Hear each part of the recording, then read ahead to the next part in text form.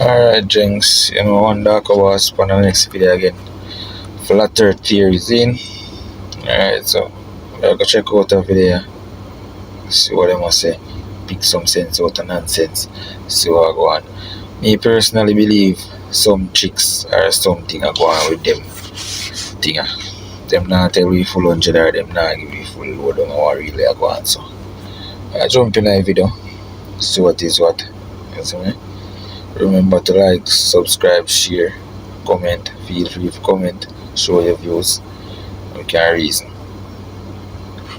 What if I told you that the Earth was actually flat?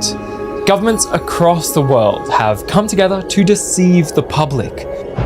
The North Pole is here in the center of the Earth, with the continents spread out over this flat plain. And there's a 100-meter tall ice wall that surrounds our flat Earth. And if you even think about going there, armed guards will be there waiting to get rid of you. Over our heads right now is a massive dome, and the sun, moon, stars, and everything we see in space is no more than little lights in the sky. There are now millions of people around the world who genuinely do believe this. But we proved that the Earth was round over 2,000 years ago with nothing more than a hole in the ground. So I guess there's just one question. Are these people serious? No curvature there to be found. How can it be a ball if nothing about it is round? NASA's definitely in on it. And we absolutely know for a fact, this ain't it. Is it an image? Because images can be photoshopped, right? You're gonna notice some cartoon clouds here, or Photoshop.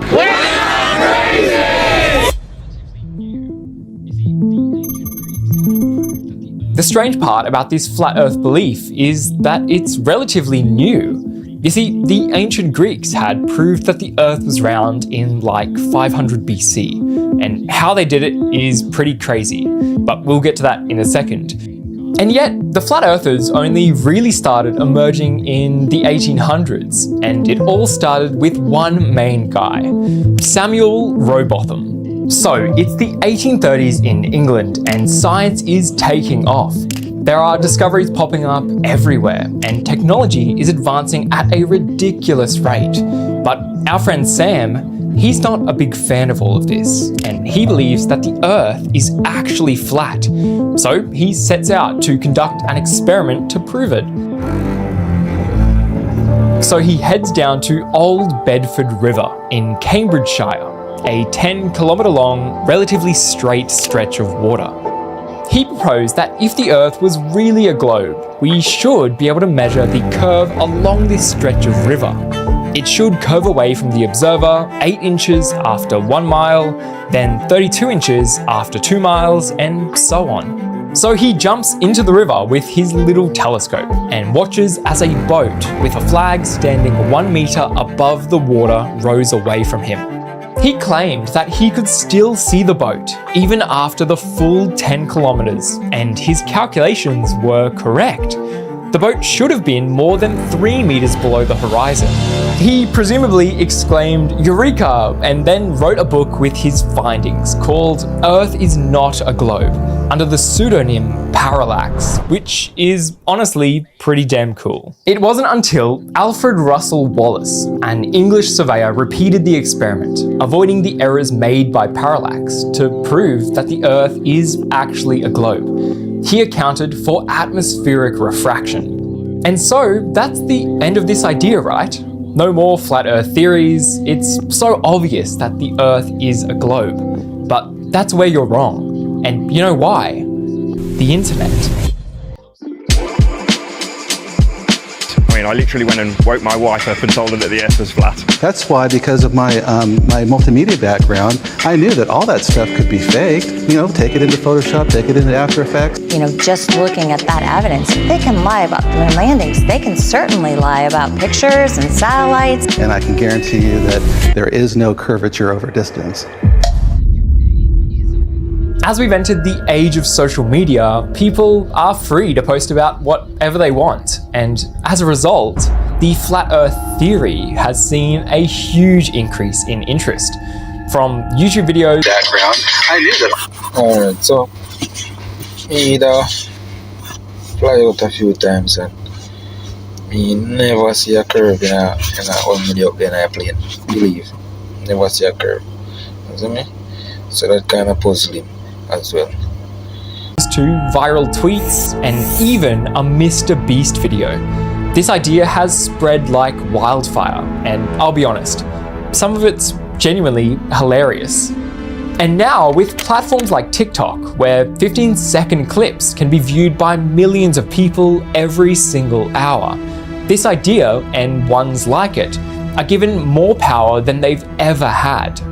But hold on, surely they must have some proof that the Earth is flat, right? They must have done some experiments. Oh, they have, and let me just say, they are definitely something. In Netflix's documentary, Behind the Curve, a group of flat earthers performed an experiment that flat earthers have been using since 1836 in an attempt to prove that the Earth isn't a globe. They used two boards, both with a hole 5 meters above water level, a camera and a torch, and by lining up the torch with the holes, the light was able to go through both holes. And if the Earth was flat, no matter the distance between the boards, the light would come through the holes. And so they did it. They turned the light on, but no light seemed to appear on the camera, and I'll give you one guess as to why. Because the Earth isn't flat. My favorite part about all of this is that this very experiment was literally performed by our good friend Parallax in that same gross English river. They have honestly tried everything, from laser gyroscopes. Is when we turned on that gyroscope, we found that we were picking up a drift. We obviously were not willing to accept that, and so we started looking for ways to disprove that it was actually registering the motion of the Earth. Taking a spirit level on a plane, using telescopes and cameras at the beach, to even using weather balloons. And yet the results are always the same. They show that the Earth is a globe, or there's an issue with their experiment that physics can explain. But wait, I keep saying that we have known for thousands of years that the Earth is a globe, but how is that really possible? I mean, we only started launching satellites like 60 years ago, and that's the beauty of it. It's not really that hard to tell that the Earth can't be flat. There seems to be a bit of a common misconception that Christopher Columbus discovered the shape of the Earth, but in reality, we had known that the Earth was a sphere for centuries before he was around. The famous Greek philosopher Aristotle argued that the Earth must be a sphere based on his observations of the stars.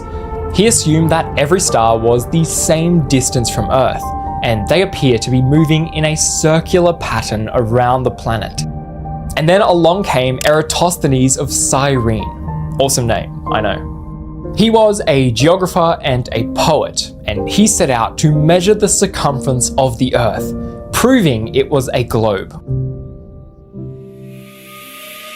So he devised an experiment.